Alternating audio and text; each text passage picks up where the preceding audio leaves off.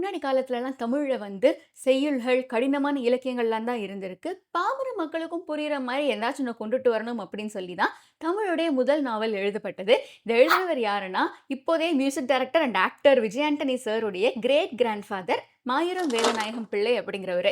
எல்லாருக்கும் புரியிற மாரி நல்ல கருத்துக்கள சொல்லணும். அது வந்து அவங்க டக்குன்னு படிச்சுட்டு போற மாதிரி இருக்கணும். நகைச்சுவையான விஷயங்களும் கலந்திருக்கணும் அப்படிங்கிறத நெனச்சு தான் இத அவரு எழுதியிருக்காரு. ஸோ அப்படி தமிழ்ல முதல்ல எழுதப்பட்ட பிரதாப முதலியார் சரித்திரத்தோட முழு கதைய தான் நான் இதுல சொல்லப் போறேன். ரொம்பவே சிம்பிளான, ஃபன்னியான ஆனா அதே சமயம் ரொம்ப மனச தொடுற மாரி கதை. இந்த கதைய நீங்க வந்து ஒரே ஒரு தடவ படிச்சிட்டீங்கன்னா மறக்கவே மாட்டீங்க. ஏன்னா அவ்ளோ பசுமையா உங்க மனசுல அப்படியே நின்னுடும். கதைய வந்து ஃபுல்லா பாருங்க. அப்படியே நம்ம சேனல வந்து சப்ஸ்கிரைப் பண்ணிட்டு என்னோட Instagram பேஜையும் ஃபாலோ பண்ணிக்கோங்க.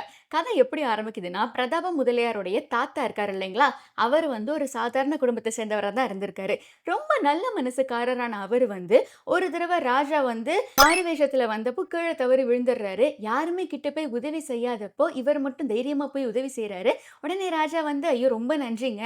நீங்க வந்து நல்லா இருக்கணும்" அப்படின்னு சொல்லிட்டு, "உங்களுக்கு என்ன பரிசு வேணும்?" அப்படிங்கிறப்ப, "நான் பரிசு எதிர்பார்த்தெல்லாம் இதெல்லாம் செய்யலங்க" அப்படின்னு சொல்றாரு. "சரி பரவால்ல. நான் உங்களுக்கு ஆசீர்வாதம் மட்டும் குடுக்குறேன். இம்மையிலயும், மறுமையிலயும் எந்த விதமான கஷ்டமும் இல்லாம நீங்க இருப்பீங்க" அப்படின்ன உடனே, "மறுமை அப்படிங்கிறதெல்லாம் நான் நம்பலங்க. அது ஒரு விஷயம்" அப்படின்னு சொல்லி அதுக்கு ஒரு கதைய ஆரம்பிச்சுடுறாரு. "ஐயய்யோ! நான் கிளம்புறேன்ப்பா" அப்படின்னு சொல்லிட்டு ராஜா போயிடுறாரு. 2 நாள் கழிச்சு ராஜாவுடைய ஆளுங்க, அந்த சிப்பாய்கள்லாம் வந்து அவருடைய தாத்தாவ கைது பண்ணி அரண்மனைக்கு கூட்டிட்டு போறாங்க. ஐயோ! எதுக்கு கைது பண்ணியிருக்காரு அப்படின்னு பார்க்குறப்ப, "நான் உங்களுக்கு பரிசு குடுக்கணுங்க. நீங்க வாங்க" அப்படின்னா 2 1/2 பக்கத்துக்கு இங்கே இருந்து இங்கே வரைக்கும் பேசுவீங்க. அதனால தான் இப்படி தூக்கிட்டு வர சொன்னேன் அப்படின்னு சொல்லிடுறாரு. அதுக்கப்புறமா அவருடைய அரசவையில அவருக்கு ஒரு பதவி கிடைச்சிருது. இப்படிதான் சாதாரண இடத்துல இருந்தவங்க ஓரளவுக்கு பணக்காரங்களா மாற ஆரம்பிச்சாங்க. அதுலேருந்து அவங்க செல்வம் அப்படியே வளர்ந்துட்டு தான் இருந்திருக்கு. பிரதாப முதலியார் வந்து வீட்டுக்கு ஒத்த புள்ள, செல்லமான புள்ள. அதனால அவங்க அப்பா வந்து, "இவனுக்கு எதுக்கு படிக்கலாம் இவன அனுப்பணுமா என்ன? நம்மகிட்ட இல்லாத சொத்து சுகமா, ஆஸ்தியா? சந்தோஷமா வாழ்ந்துட்டு போட்டுமே" அப்படின்னு சொல்றாரு. அவங்க அம்மா சுந்தரத்தன்னியார் தான் வந்து, "இல்ல இல்ல கல்விங்கிறது எல்லாருக்குமே முக்கியம். நம்ம கிட்ட இருக்க பணத்த மட்டும் வச்சாலாம் எதுவுமே பண்ணிட முடியாது. சிந்தனை சக்திய மேம்படுத்துறதுக்கு கல்வி அவசியம்" அப்படின்னு சொல்லி ஒரு வாத்தியார் கிட்டலாம் போறாங்க. அந்த வாத்தியாருடைய மகன் பேர் வந்து கனகசபை. இவங்க 2 பேரும் வந்து பின்னால பயங்கர க்ளோஸ் ஃப்ரெண்ட்ஸ் ஆயிருவாங்க. பிரதாப முதலியாரோட அப்பா வந்து ஒரு ட்விஸ்ட்ட வேற வச்சுர்றாரு. "இது பாருங்க, என் மகன் வந்து ஒழுங்கா படிக்கல அப்படின்னா, உங்க புள்ளைக்கு தான் அடி விழுகும். நீங்க உங்க புள்ளைய தான் அடிக்கணும்" அப்படின்னு சொல்லி ஒரு வினோதமான விஷயத்த வேற பண்ணிர்றாங்க.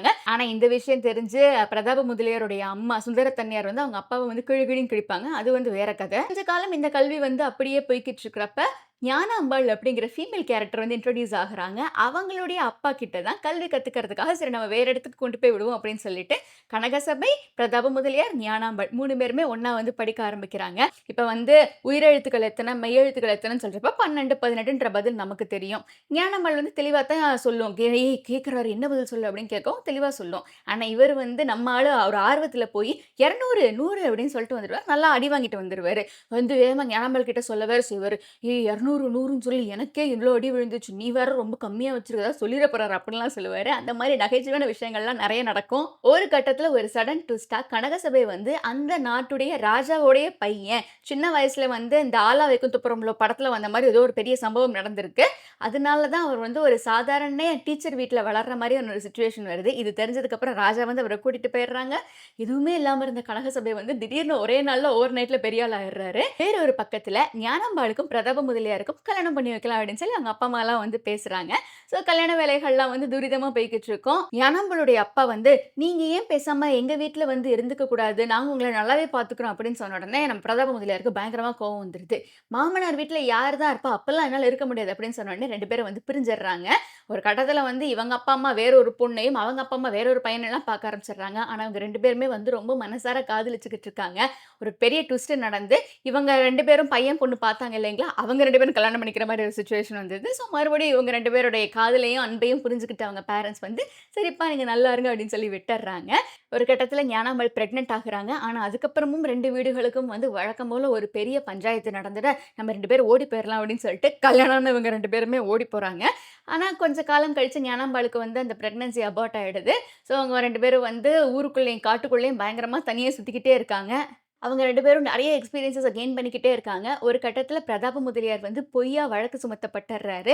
அந்த பக்கத்து நாட்டுடைய ஆளுங்க வந்து அவர அரெஸ்ட் பண்ணிட்டு போயிர்றாங்க. அந்த டயத்தில வந்து இந்த யானை யார் கழுத்தில மாலைய போடுதோ, அவங்க தான் அடுத்து அரசாள்வாங்க அப்படின்னு சொல்லி ஒரு சிஸ்டம் இருந்திருக்கு. ஞானாம்பாள் வந்து, ஐயோ! நான் என்ன பண்ணுவேன் அப்படின்னு தெரியாம அங்கிட்டும் இங்கிட்டுமா மாறு வேஷத்தில, அதாவது ஆம்பள வேஷத்தில சுத்திக்கிட்டு இருந்தப்ப, யானை வந்து இவங்க கழுத்தில மாலைய போட்டு விட்டுருது.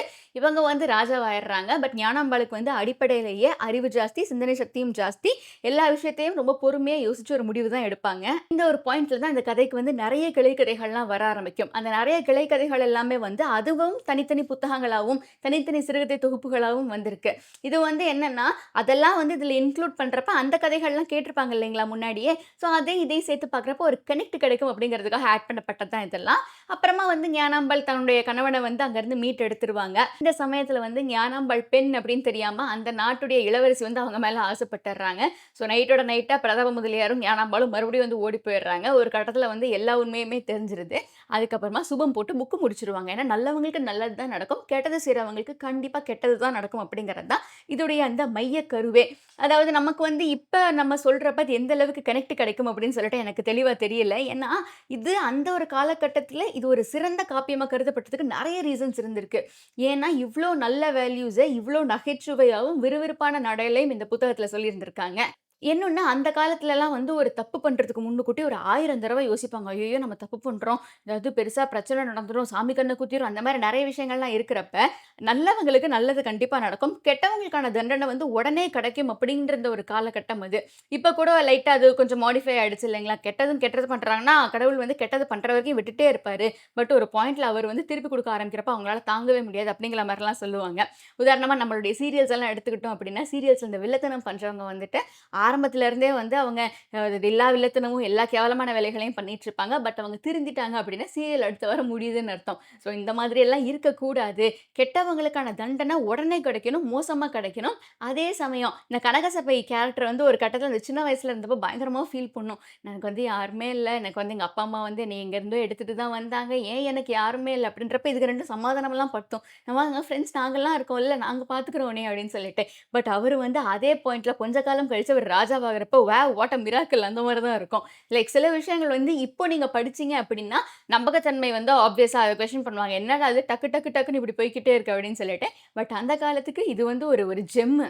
இன்னொன்னு இந்த கதையிலேயே ஃபீமேல் கேரக்டர்ஸ வந்து ரொம்பவே அழகா போர்ட்ரே பண்ணியிருந்திருப்பாங்க.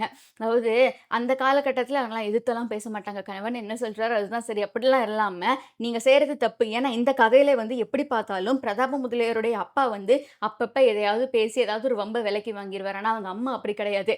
பையனுக்கு கல்வி முக்கியம் அப்படிங்கிறத பேசுறதுல ஆரம்பிச்சு, எல்லா விஷயங்கள்லயுமே அவங்களுக்கான ஒரு ஸ்டாண்ட் வந்து தனியா தெளிவா எடுப்பாங்க. ஸோ இதே மாதிரி வந்து தமிழ்ல எழுதப்பட்ட முதல் 5 நாவல்கள் அப்படின்னு சொல்லிட்டு ஒரு புத்தகம் இருக்கு. அது நான் இப்ப கரண்ட்டா படிச்சுக்கிட்டு இருக்கேன். அண்ட் அந்த 5 நாவல்களுக்குமே வந்து ஒரு ஒரு காலகட்டத்துக்கும் தேவையான ஒரு ஒரு கருத்த வலியுறுத்தினது. இப்ப இது வந்து கம்ப்ளீட்டா ஒரு மாரி நகைச்சுவை அண்ட் மாரல் வேல்யூஸ் கலந்ததா இருக்கும்ல. இன்னொன்னு வந்து இந்த 19வது செஞ்சுரியில வந்து இருந்த பழமைவாத பழக்கங்கள், அதெல்லாம் என்னது? ஏன் அதெல்லாம் நம்ம எதிர்த்து போராடணும்? அப்படின்லாம் சொல்ற மாரியான புத்தகம்லாம் அதுல இருக்கு. ஸோ நீங்க வந்து இந்த முதல் 5 தமிழ் நாவல்கள பத்தி கேள்விப்பட்டுருக்கீங்களா? அப்படின்னு கமெண்ட்ல சொல்லுங்க. அண்ட் ஒருவேள நீங்க பிரதாப முதலியார் சரித்திரம் படிச்சிருந்தீங்கனாலும், இல்ல இந்த கதைய இப்ப கேட்கிறப்போ உங்களுடைய ஃபேவரைட் கேரக்டர் எது? ஏன்? அப்படின்னும் கமெண்ட்ல சொல்லுங்க. ஸோ எனக்கு தெரிஞ்சு இது வந்து பயங்கர ஃபீல் குட்டான ஒரு புத்தகம். நீங்க இலவசமா புத்தகங்கள் கிடைக்கிற வெப்சைட்ல இந்த புத்தகத்த வந்து நீங்க படிச்சு பார்க்கலாம். ஸோ இந்த வீடியோ எப்படி பிடிச்சிருந்தது உங்களுக்குன்னு கமெண்ட்ல சொல்லுங்க. அண்ட் Instagramல நீங்க வந்து ஃபாலோ பண்ணிக்கோங்க. அப்படியே என்ன சப்ஸ்கிரைபும் பண்ணிக்கோங்க. நம்ம ரெகுலரா இந்த மாதிரியான தமிழ் புத்தகங்கள், ஷார்ட்ஸ், பழமொழிகள், சொலவடைகள், சொற்களின் வரலாறு இதெல்லாம் தான் நம்ம பேசிட்டு இருக்கோம். Thank you so much for choosing to watch this video.